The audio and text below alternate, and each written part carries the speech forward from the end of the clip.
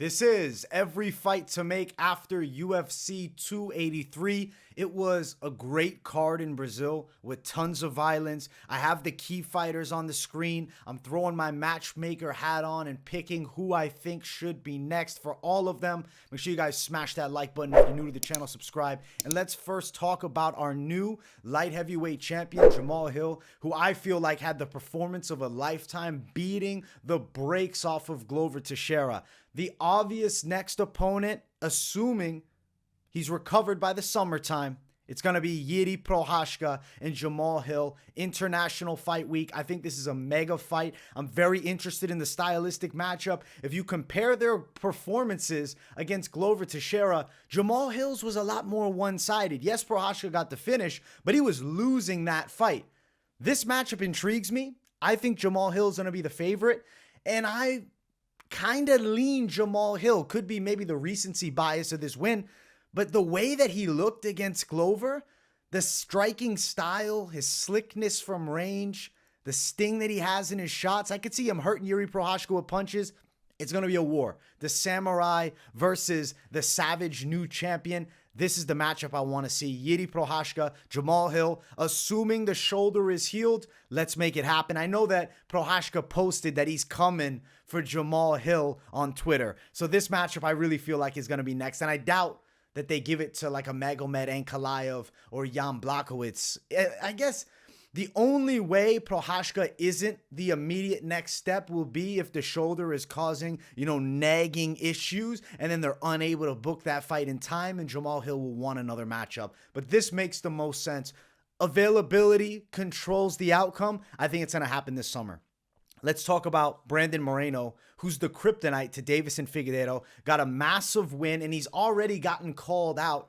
And I think the man who called him out is his next opponent. It's Alexandre Pantoja, who has 2 wins over Brandon Moreno. Yes, one of which was on the Ultimate Fighter, the flyweight season, when the winner would then challenge Demetrius Mighty Mouse Johnson. Brandon Moreno lost to Pantoja then. Still, competitive bout. He lost in their rematch inside of the UFC. Now a trilogy matchup will take place. I guess as far as official bouts go, it's going to be a rematch, but they've been in there with each other twice already. It makes sense we do it a third time. Moreno's on the top. Pantoja's the contender to watch, and I do feel like he deserves the title shot. I'm intrigued as hell in this matchup. This is the guy that's been Moreno's kryptonite throughout his entire run. Having 2 wins over him is a massive confidence builder. I want to see this fight. Brandon Moreno, Alexandre Pantoja, I'm expecting it towards maybe summertime. Pantoja wants it right away. He was saying to Moreno backstage, are you ready to fight next month? What about the month after? Let's throw down ASAP. Give Moreno his moment. Let him enjoy being the champion again. I think we'll get this thing booked sooner rather than later. I definitely feel like latest it will be summertime, but we might even see it in the spring. Very exciting matchup on the horizon. It's definitely going to happen. That's my pick as the matchmaker, and I think the UFC matchmakers will agree. Let's jump to Deiveson Figueiredo. Disappointing performance for him, to say the least. He got his eyes shut. He seemed like he was on his way to losing, and Moreno just is the kryptonite. Now, why is he not training with Fight Ready? Because when he fought Moreno training with Fight Ready, he looked incredible. His gas tank was better. I believe that when he is with Henry Cejudo, he trains harder. I think that Cejudo puts him through hell and really makes him work. When he's at Team Figueiredo doing his own thing, he's comfortable. He's a great fighter. I mean, he's the champion of the world coming into this fight, no longer the champ, but still top tier in the flyweight division. He announced right after the fight, I'm going to be moving up, 135 pounds. The first opponent's name that came to my mind is let's rebook the Cody Garbrandt fight. So I looked. Cody Garbrandt is now booked against Julio Arce. With the chin of Cody Garbrandt, I'm not sure he gets through Julio Arce. I think there's a good chance that he loses that fight. I wish that wasn't booked because I'd want to do Deiveson Figueiredo versus Cody Garbrandt. Give Figgy an easier step up a weight class. But because that is not available, I got another name. This one, higher stakes, higher level guy at this point of their runs, even though Cody Garbrandt in his prime beat this man. It's Dominick Cruz, an older Dominick Cruz. If you remember, Dominick Cruz is the flyweight killer. He beat Mighty Mouse. I feel like Deiveson Figueiredo jumping up to 135, you fight a guy like Dominick Cruz who's been knocked out. There's a chance Deiveson's power increases a fair amount. at 135 pounds, but I don't know. Like, I was looking at that top 5. I don't love Davidson's chances against anyone. Merab Dvalishvili, even the likes of Sean O'Malley, that's a big problem. Piotr Yan. The names go on. Rob Font so much longer. I said, okay, Dominic Cruz is a top-ranked guy, but stylistically, it's one that there can be victory for Figueiredo. So I pick Dominic Cruz as the next matchup for him. And it gives Figueiredo a chance to dethrone, I guess not dethrone, but to beat a former champion of the world of the weight class above him. I think this is still like a massive legacy fight, legend of the sport in Cruz versus former champion at flyweight, Deiveson Figueiredo. This is the matchup that I'll say should be next. We'll see what the UFC decides to do. Like I said, I'd like that Cody Garbrandt fight more so, but he's already booked. If things change with that, I'm all in for Figgy Garbrandt. But right now, we're doing Dominic Cruz, Deiveson Figueiredo. Let's go to Jéssica Andrade, who just bullies her opponents. I will say, Lauren Murphy's chin is legendary. She took a ton of shots. There was no reason to continually take that damage. She got her ass handed to her. Jéssica Andrade, the boxing and bullying style she brings, does damage to a ton of girls. She's one of the best pound-for-pound female fighters, period, around the entire world. At 125 pounds, she's really good. I don't think that she'll be successful against Valentina in a rematch. She got beaten badly in the first one. I don't think she'll win the rematch either. She wants a title fight. I think 115 is going to be where it's at. That's where she said she wants it. Wei Li and her fought a long time ago, and if you think about that matchup as long ago as it was in Shanghai. Andrade had just won the title. She's gotten a lot better, I think, since that point. At least she's more comfortable at that top-tier level spotlight. So for me, I think Jéssica Andrade versus Wei Li 2 makes a lot of sense. But this time, let's do it stateside. Let's meet in neutral territory. I think maybe they do it in Las Vegas, Nevada. Probably a fight I could see. The way Andrade didn't take any damage. Wei Li coming off the title win where she just ran over Carla Esparza. I could see her wanting to turn around fairly quick. I don't hate this fight for April, May. I feel like it could be pretty soon. I was originally thinking Amanda Lemos would probably next if Andrade was going to stay up a weight class, but instead, Andrade announces that she's willing to drop for the title shot. She already beat Amanda Lemos. I think Andrade is now the #1 contender at 115. She's just beating up some bigger girls at 125. I think her and Wei Li's a great fight, and it's a pick'ems matchup. I know Wei Li got her quickly in the first one. Weird situation, weird matchup. Andrade is better than that performance by a mile, and I want to see them run it back in neutral territory. Let's do it stateside. Let's make it happen. I'm all in for Andrade versus Wei Li 2. Now, let's jump to Gilbert Burns, who beat the brakes off of Neil Magny. One-sided. Fight that you'd expect to be one-sided. It looked just as one-sided as you would have thought. Gilbert Burns' jiu-jitsu is some of the best in the world, and he was able to choke Neil Magny out by arm triangle in the first round, a beating that he was supposed to put on him. Right after the fight, he called out Colby Covington. That's who I'm giving him. With the word that Khamzat Chimaev is moving weight classes and bulking up to middleweight, the fight with Colby and Khamzat seems off the table. So the most sensible matchup, I think, is Colby Covington and Gilbert Burns, and that's probably #1 contender matchup. I'm down for either one of them in a title shot. I'd watch Usman Covington 3 if Usman's able to beat Edwards. If he loses and then Edwards is still the champion, the winner of Burns and Covington is an extremely interesting fight to then challenge, a Leon Edwards. Either way, I like these two matching up next, even if it's not for, the next contender of the belt. This is the fight I want to see. It's an interesting fight because power favors Burns, jiu-jitsu favors Burns, and Colby has been submitted before. He lost to Warley Alves by sub. Colby Covington has the better gas tank and the better wrestling chops. Really interesting fight. I want to see this matchup. I think Colby would be a little bit of a favorite, but it's a pick'ems fight. It could be anyone's here. And I might early lean Gilbert Burns with a crazy submission in this fight. Let's make it happen, though, guys. I want to see this matchup a ton. This is my pick for what should be next as the matchmaker for the UFC. They just appointed me up. I'm saying Colby Covington, Gilbert Burns. Give Burns what he wished for. He asked after the fight, Colby, I'm coming for you. Let's do it. He'll do it for Brazil. That's what I want. Next one, Johnny Walker, who really just destroyed Paul Craig easily. Paul Craig is too chinny and he doesn't have the wrestling chops, but he's got great submission skills on the floor. Johnny Walker was just too big. I think Johnny Walker is in a weird situation, but when you really dig into his record, recent loss to Jamahal Hill, Jamal's now the champion. Lost to Nikita Krylov. He's a top contender. So I said, all right, who has he not taken a loss to that's in that top tier, but also gets me intrigued? I don't want to see him fight Volkan Oezdemir. That fight doesn't really get me too excited. I don't know. Volkan beats him, and then what? It sends Johnny Walker back. There's too much marketability with Johnny Walker. So for me, I go this way. Anthony Smith.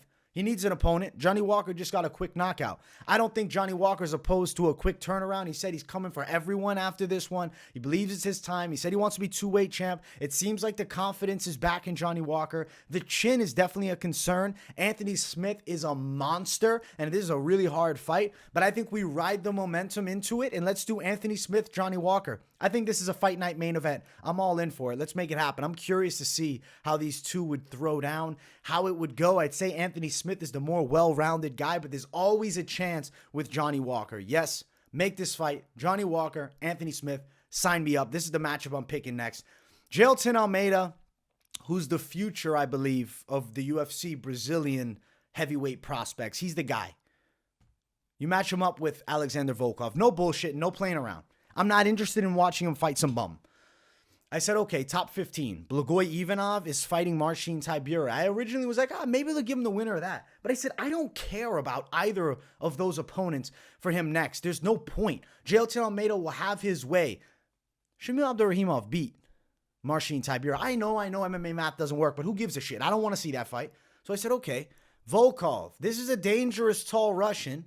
That's the matchup that makes sense to me. Give Jailton Almeida the toughest fight possible. I think he takes Volkov down and strangles him. I think he beats him easier than he did Shamil. He's going to win by submission. Jailton Almeida, Alexander Volkov. I think we give Jailton a top guy. Let's get him in the mix now. There's no reason to wait around. He has the goods. How much better is he really going to get in 2 years? Let's make it happen now. Jailton Almeida versus Alexander Volkov, and I think Jailton Almeida submits him and moves towards the top end of the heavyweight division. You match him up with Taito Ivasa, I think he's strangling Taito Ivasa easily. Derek Lewis, he's taking him down, beating him. The only guys that I see really with significant threats to a guy like Jailton Almeida are the John Joneses of the world, the Cyril Gans, the top guys you're looking at like a Curtis Blades. That's a tricky fight too. Tom Aspinall, another tricky matchup. Sergey Pavlovich, another hard fight, assuming Sergey can stop the takedowns.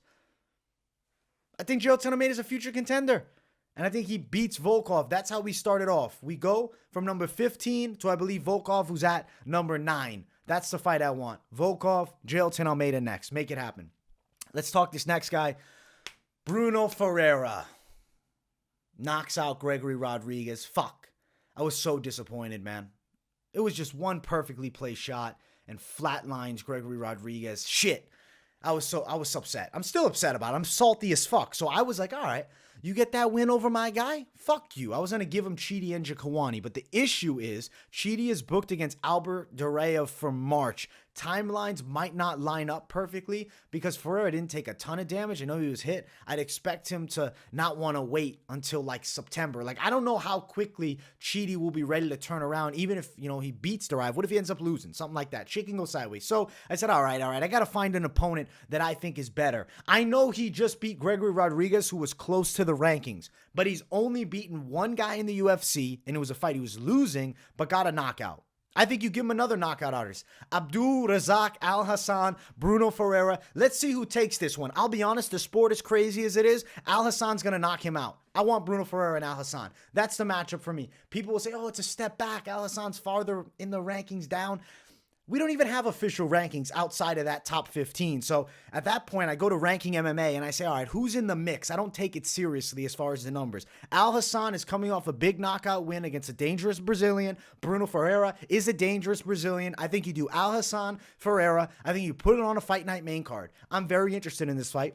It's guaranteed fireworks, and we got to capitalize on Ferreira's big win. Let's say he beats Al Hassan. Now Ferreira's in a very good spot. This is the fight I want. Ferreira, Al Hassan, let's make it happen, UFC. It's time to talk about the Bonfim brothers. Don't think I wouldn't mention them. They put on the performances of lifetimes, UFC debuts that couldn't get any better. It's impossible. Gabriel Bonfim, we'll do him first. We'll do little brother first because big brother got, I know it wasn't as fast, but he got a bigger win. Bonfim, who's next for you? It's Nicholas Dalby, who was also on the card. I think you give him a good test. I know Dalby's an older guy, right? So people would say, is he like out of his prime on the way down? You know, maybe is Bonfim too young for that veteran savvy experience? I think Bonfim can have success here. The reason I picked Dalby is because Dalby's a very durable guy with a good gas tank, but is not a very hard puncher. Bonfim was getting out of position, throwing wide hooks at points with Munir Lazez until obviously he gets him in the submission. So I said, all right, if he gets caught by a Dalby, it's not career-ending. If Dalby even somehow pulled a win off of him, it's not career-ending. But if you beat a Dalby at just 25, you skyrocket your stock and you look like the next big thing. Now, I could see the UFC going slower with Bonfim, but I got to ride the momentum. I got to give him Nicholas Dalby. Maybe I'm a trickier matchmaker than the official UFC matchmakers, but I think that he could beat Dalby. This is the fight I want. Give me Bonfim, Dalby. It's a crazy step up in competition, absolutely. But I think Bonfim can pull this thing off. I want to give him a stern test. And I think he beats Dalby. I'll be honest, I'm picking Bonfim over Dalby right now. Let's go to Ismael Bonfim, who just beat Terrence McKinney. A guy who's, a little bit older. He's at 27, so he's got more time in the game. He's the big brother of the Bonfims. He's the short big brother, the little big brother. I think you give him Drakkar Klose. I know, another one. Damn, you're fucking rushing him to the top. I need to see him fight someone of caliber. You just destroyed Terrence McKinney. Who am I to give you? Am I going to give him Mark Chikasi? No. I was looking through ranking MMA, and I'm like, okay, who's in the weight class? Terrence McKinney, he's a decently rated guy. He's in like that top 30. It's fake fucking rankings, but all the rankings are fake at the end of the day. I said, all right, Drakkar Klose is an experienced vet. I think that Ismael Bonfim destroys him. This is the fight I want to see. Let's push him up. I'm giving him the fast track treatment because I think Bonfim right now looks like a guy that's going to be in that top 15, that top 10. He seems ready for it already. I think he would beat the hell out of Drakkar Klose. And worst case scenario, if things went sideways, he gets a ton of experience fighting a savvy veteran like Drakkar. But he's not going to lose. He's going to beat Drakkar Klose's ass. I'm telling you, these Bonfim brothers are legit. These are my matchups, what I think should be next for the key fighters on the card. Let me know if you agree. Throw some of your picks out there if they differ from mine. Smash the like, subscribe if you're new. Let me know what you think of the series in the comments. Much love to the people watching, and I will see you all in the next one. Peace, guys.